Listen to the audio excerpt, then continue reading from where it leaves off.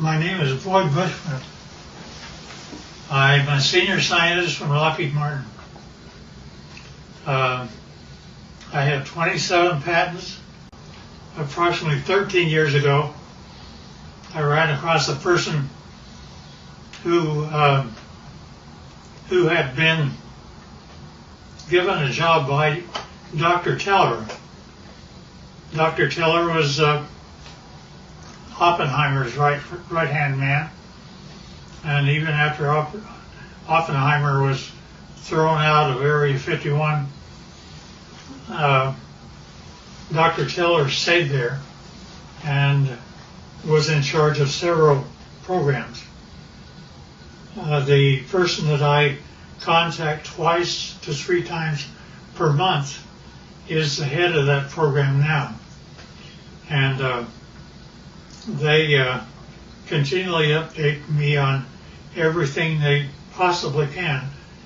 I do have a top secret clearance. I choose, however, for their purposes, not to use it because the intelligent ones of me and me actually believe that a great deal of information should be lifted up from those dark recesses of Area 51 and moved over so people can see it. So that's what began about 13 years ago. Since I am a scientist, I do not believe in theory. I basically say, follow the data, theory be damned. If something can't verify by a physical test that something is true, then I do not care to accept it in that I present. Therefore, everything that we present here will be data that comes directly from them through me to you. The subject of today there are those that are acquainted with the fact that there were Phoenix lights that occurred over Phoenix about 2 years ago. They were photographed, and those really turned out to be just blobs across the Phoenix sky. It turned out to be that a very dear friend of mine took his wife up a mountain on Valentine's Day, and they took a photograph of Tucson. It turned out to be, when they developed the film, there were a total of 5 UFOs across Tucson proper. And this is Tucson as they saw it. Can you get that? So here's the picture of Tucson as he had it. Then, as he developed further, notice that there are 5 very distinct UFOs along the top of the mountain. Mm-hmm. One of them is even canted a bit, about 45 degrees. Now, the person that took the film said that he had a mothership underneath and one up high. This shows the high one. Mm-hmm.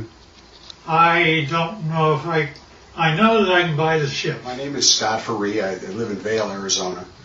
A friend of mine who manages a nonprofit in Tucson asked me to take some photos for him for his website. And he was looking for a sunrise picture of kind of the skyline of downtown Tucson. So I had gone out actually on Valentine's Day evening. I dragged my wife up to A Mountain so that I could go up there and just block out some shots, kind of plan the photos that I was ultimately going to take for that website. And so we got up on A Mountain just as the sun was setting. I set up my Canon 40D on a tripod, opened the shutter up fully. I really wasn't looking for picture quality. I was, like I said, I was looking to block out where I wanted to set the camera and the angles that I wanted to take. And so I started to click off some photos, and I had these set with a timer release on the shutter so I didn't get any camera vibration because the sun was starting to set. We were running into fairly low light. And I took, I don't know, it was probably 6 or 8 pictures. I figured I'd had enough that I could take a look at tomorrow, take a look at the next day and decide what I liked. So we went out to dinner that night, went home the following day. I uploaded these photos onto my laptop, and I noticed some lights that I really didn't expect to see up above the Santa Catalina Mountains. And upon closer inspection, and as I really ran out the contrast in the photo, I ended up with something that I still can't explain to this day. This is the original photo, and these lights were showing up just over the top of the mountain. I took a second photo probably 5 or 6 seconds later, as long as it would have taken for me to reset the timer. And in fact, this group of lights was in a much more narrow band, and now about, well, I don't know, I can't really say distance-wise, but they'd moved quite a ways from where that original grouping had taken place. So I still have no explanation for the camera, or for the pictures. These images, these lights have not shown up in any other photos that I've taken. I'm at a loss as to what they might be, and certainly curious as to where those lights came from. They certainly are very similar images. Here's up and flying. Let me go through now on the ships. In order for me to believe it, I had to get blow-ups, and so here are 2 of them, which is blown up much higher. And I think I have one that, yeah, you can see the 45-degree candidate UFO. Now see, the only reason that I bought everything that he said is because my people have been feeding me for 13 years pictures, not only pictures of just plain pictures, but I gave them assignments, being a senior scientist, and they got a picture of up close and personal. This is a UFO which is ready to take off, and it is very up close. And they inform me that there are 3 elements which the UFO is contained. One is telluride, the other is germanium, the other is palladium. I did not say a metal once. And not only that, but the things pick up and fly using anti-gravity. Now, that's one picture. Here's another picture. In this case, the UFO is not turned on, ready to fly. Therefore, it only shows on the upper part of it. And generally, it's white on the underside when power is applied. Here's also another of the same order. Now, these UFOs are 38 feet in diameter, and it was rather surprising to me, since I actually physically gave them my camera. They took this picture as a UFO was departing. Within one flick of my camera, they got 3 UFOs. That's real. And yeah, we don't know why either. Now also, when UFOs come in, they like we have a heads-up display for our pilots. They do too. This is what their pilots see in order to tell them how to come to Area 51 and land. And not only that, they can go to a vertical hole in a mountain over 51 and go down a shaft. They don't have wheels. They don't have anything like that. They take off by going up straight, and then not only that, but they travel extremely rapidly. Their home planet is Quintonia, which is 68 light years from us. They, to my surprise, when I asked them how fast they take to get from that, it should be 68,000 years to make it according to Einstein. But they're able to make it to us in 45 years. So I gave them an assignment to photograph the planets from space as they were coming back. And they did that. And you see Jupiter and Saturn and Mars and Earth as it's seen by UFOs. And here's another. Now, we aren't going through motherships or anything like that. Nevertheless, those are the UFOs. Now, when they actually get powered up and actually start traveling, it turns like this. You do not hear sound. They're up. They travel like that. They look like that, and they travel extremely rapidly. Now, the question is who are they? Here's another one that's, you see the bottom, how it's all white? It's turned on. Here's also the bottom turned on. Strangely enough, I asked them to take pictures of the power unit on the bottom, up close and personal. They gave me this. I don't know what this means. That's when my camera actually looks into the power center of the UFO. Now, I asked them to tell me about who was flying these things. He therefore said, fine, they're approximately 5 feet, 4.5 to 5 feet tall. They had one or two of them around it that were 230 years old, and we have a total of at least 18 that exist and operate with our facility as Teller set it up. Now notice the eyes are different, nose are different, but they do have 5 fingers, 5 toes, 2 eyes, and rather strangely enough, I asked him how they communicate. He says, well, it's like this, Ward. You all of a sudden have a question in your mind. You walk into a room with one of them, and all of a sudden you find yourself giving the answer to your question in your own voice.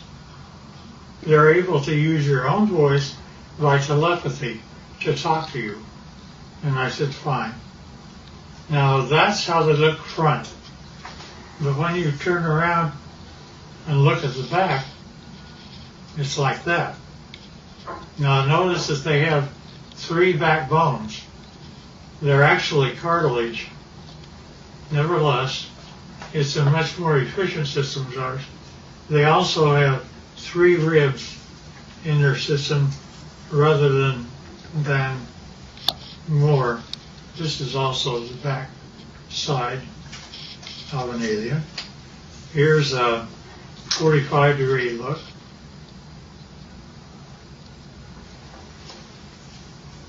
And here's the back of the head. Notice the veins, no hair.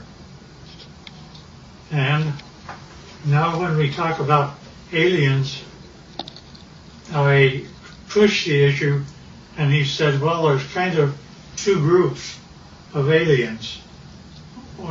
he divided them, they divide them into two groups. One group he calls, it's like you have a ranch.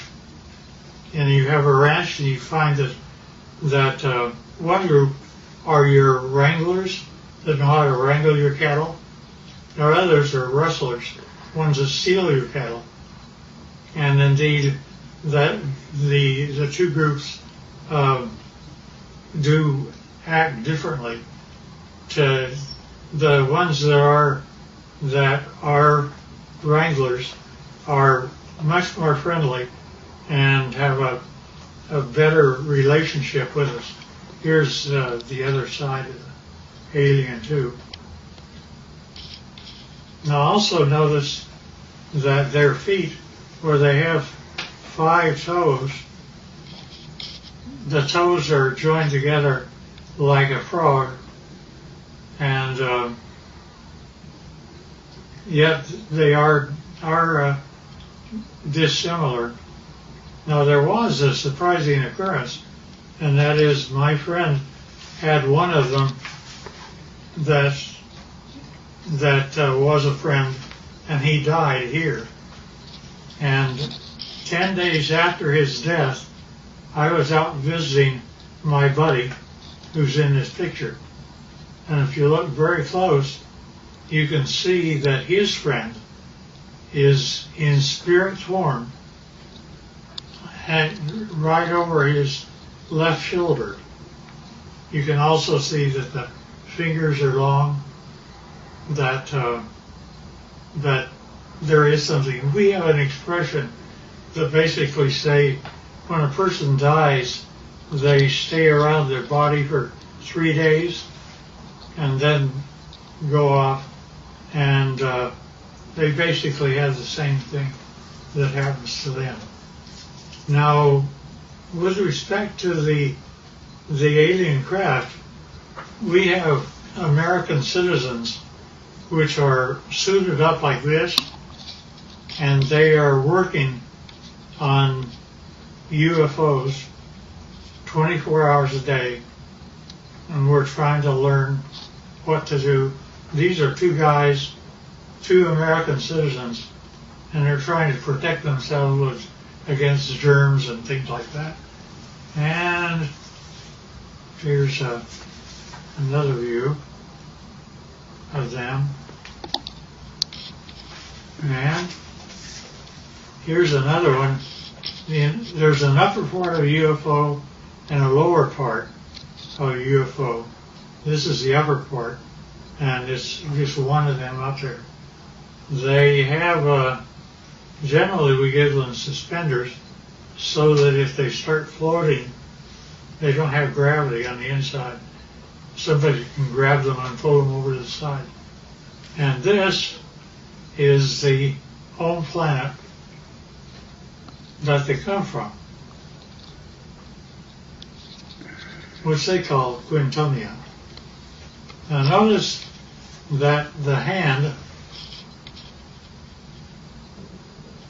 that's an alien hand. Notice that that the fingers are longer than ours by quite a bit, about 30% longer, and that's just the way they're put together. Now, at any rate,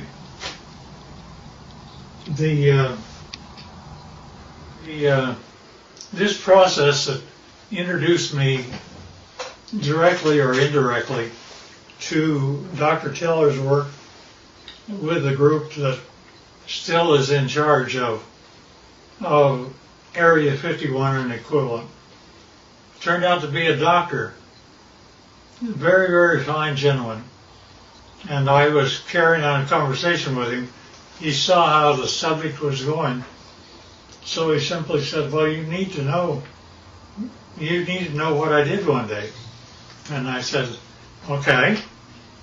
He said, I was in the process of doctoring a pilot who was a test pilot, a Navy test pilot for the United States government. And it was 1947. said he began, I don't know if it's a drug I had him on or what was occurring, but he basically told me that the radar group, had found a blip out over New Mexico, and that they would like to assign me to go out and check it out. So he said, fine, I'll do that. And he got the fastest airplane that existed then, which was propeller at the time. And it was fully armed and all the rest of those things. Nevertheless, he was out flying, and he found the item, and he immediately communicated back, and he said, I wish authority, first of all, I want you to tell me, are there any other airplanes flying? Are there commercial or anything else around other than he and I? Said, just the two of you. And he said, fine. Second thing I want to know is, do I have authority to shoot it down? I said, why do you want authority to shoot it down? He says, because I am flying the fastest thing that the United States can make, and he's beginning to leave me. Therefore, I know he's either a friend or an enemy, and if he's leaving me, he's an enemy. Therefore, I wish authority to shoot it down. The commander said, fine. He granted him authority. He pulled in. He shot him down. It came down. He flew past and saw that there was a road on the one side of a fence area. He came down and landed his airplane. Hard to do, but he did. And then he cut across the fence. One of them, the door was open. One of them was out walking around. But he didn't care about that. He cared about what the vehicle was. So he went over, and rather strangely enough, when he ducked down, because they were only 5 feet high, he saw that he could see through the walls. Not only that, but as he stepped in, the floor was spongy. He looked at the three that were there, and they were dead. He knew they were. He'd killed them. But he also knew that the military would come, and he had put up with those guys for a long time. So he went back across the barbed wire fence, got in his airplane, and took off. Therefore, he was never briefed out at all. And he didn't give my friend authority to allow me to know what his name was. I know, but I won't reveal it. Both of them should have been gone for a long time. Nevertheless, so when I got up with my contacts in Area 51, I brought up that story, and they said, well, that's totally true, but we can't say it, you can. And that's how they've kept me all this time, is I can talk about it, but they can't. I do, because of some very good reasons, keep things within control, but I don't want us to fall behind the Russians and Chinese. And the problem I have is that Area 51 is working with both the Russians and Chinese right now. And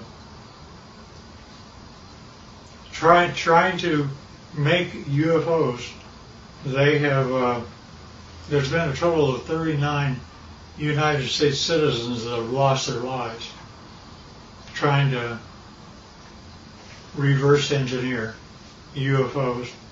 And it's Well, the last one I heard of was a year and a half ago, where we lost 19 lives in one test. They actually wanted to bring various flying craft near the UFO, and the UFO defended itself, and 19 of our people died. Now, they kept giving me things rather than, they would give me pieces of UFOs, and I would come to my laboratories. I had the laboratories of Lockheed and every place else, so I would do that, but I would get pieces of UFOs. For example, I have 3 little pieces of UFOs down underneath the thing that looks like a quartz crystal. Notice that that is my hand, and it is giving weight. It says that it weighs 100 grams. Now, without those 3 items, when I take the UFO material away, notice that the 3 UFO items are gone. But also notice that the weight of the crystal is now 650 grams. The implication here is that if I were to take the pieces of UFO and put them underneath an average man's scale, he would weigh 45 pounds. Basically, they're working in anti-gravity, and therefore our effort is anti-gravity. Now, not only that, but we take these same pieces of items, and I go to a standard voltmeter, and notice that in my voltmeter I am getting a total voltage of 249 volts out of one piece of UFO. Not only that, but the team took a piece of UFO and connected it up like this and was able to have a complete laboratory operate for 6 months with heavy equipment. And it goes all the way up to 12 amperes. And since you didn't really get this before, here's the foot with the toes joined together. And this is a better view of the same. Now notice also, this is the body of an alien, and where we have 6 ribs that are connected together, they have 3. And the total height is less than 5 feet. And they still look like this, not like you and I. Nevertheless, so we're able to obtain voltages and anti-gravity, and anti-gravity appears several ways, which is rather unique and nice. Scotty talked about UFOs. I basically said, yeah, I understand, because here is what Area 51 was giving to me since the year 2000 and beyond. Notice it's recent, and we have one triangle, then we have 1, 2, 3, 4, 5, and we have one that's 150 feet across, if not larger. And each one of these are separate documentation of UFOs that were photographed and taken across the world from 2000 the year 2004. Now, when you actually get what that all means, is a UFO, when it's white on the underneath side, is ready to fly like that.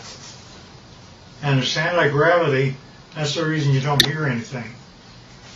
But when it's just parked means just floating in air.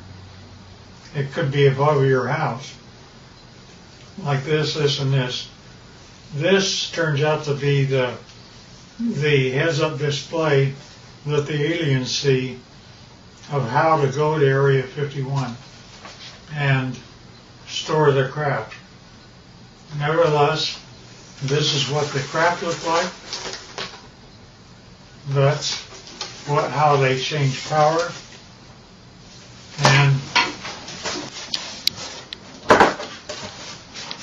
And notice that here's an egg-like thing, but it's standing on end only because it has no gravity itself. And that is a piece of UFO germanium. And this little dot is a piece of neodymium magnet, which is above the germanium, and it's floating all by itself. And that, again, is a UFO. And we don't know why, but the crystal appears to be colored rose, and we can't figure out why yet. There's a whole batch of analysis that we're having to do. Alien, side view, front view, top view, line.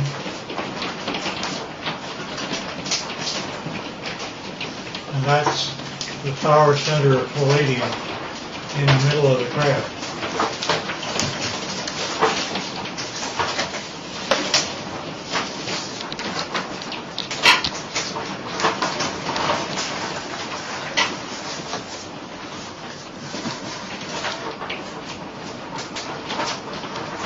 In case I missed anything.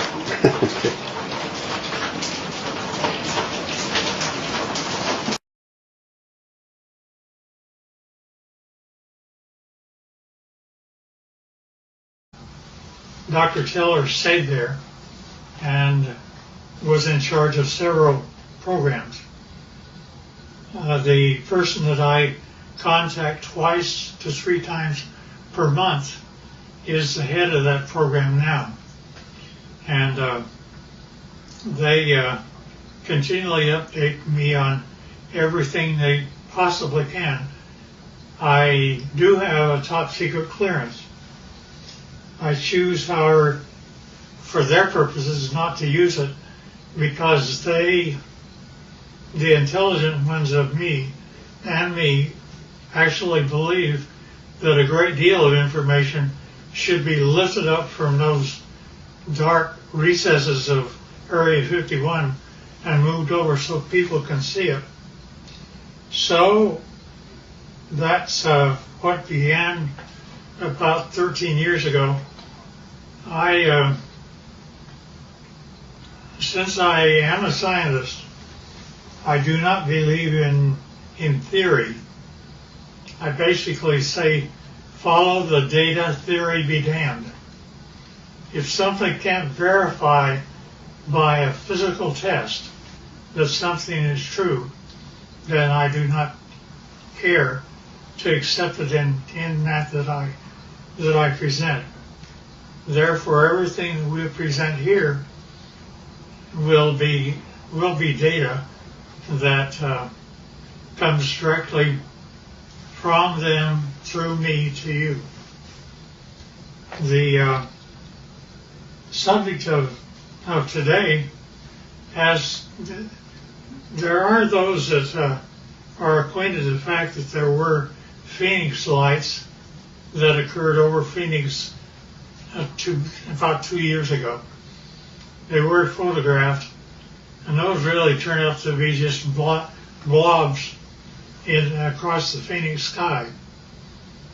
It turned out to be that a very dear friend of mine took his wife up a mountain.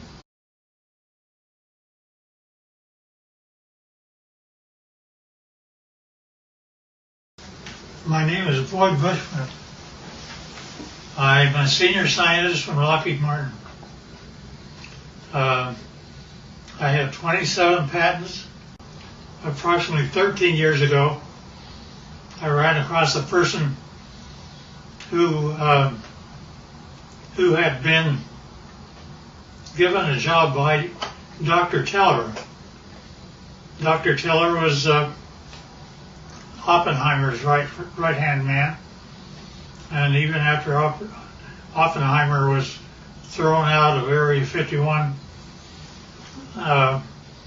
on Valentine's Day, and they took a photograph of Tucson. Turned out to be, when they developed the film, there were a total of 5 UFOs across Tucson proper. And this is Tucson as they saw it. Can you get that? So here's the picture of Tucson as he had it. Then, as he developed further, notice that there are 5 very distinct UFOs